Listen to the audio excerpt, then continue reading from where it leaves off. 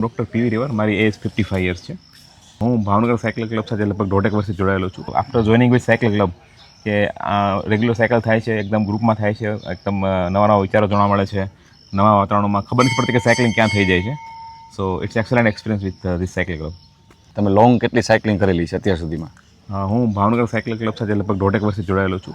અમે દર રવિવારે લોંગ રાઇડ કરીએ છીએ અને બાકીના દિવસોમાં ક્યારેક શોર્ટ રાઇડ પણ કરીએ છીએ અને ડેઇલી અમે રાઇડ કરીએ છીએ. તમને પર્સનલી શું ફાયદો થયો સાયકલિંગથી?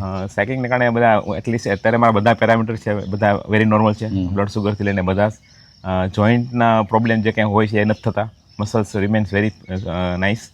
સો એક્સલન્ટ અનુભવ છે આનો. અને લોકોને સાયકલિંગ પ્રત્યે જાગૃતિ માટે તમે શું સંદેશો આપશો? દરેક વ્યક્તિએ સાયકલિંગ માટે એટલીસ્ટ દિવસમાં અડધી કલાક આપવું જોઈએ. ડેલી સાયકલ કરવું જોઈએ અને પોસિબલ હોય તો ગ્રુપમાં સાયકલ કરવું, જેથી કરીને એને ટેવ ચાલુ રહે. ખૂબ ખૂબ આભાર તમારો પ્રવીણભાઈ. Thank you.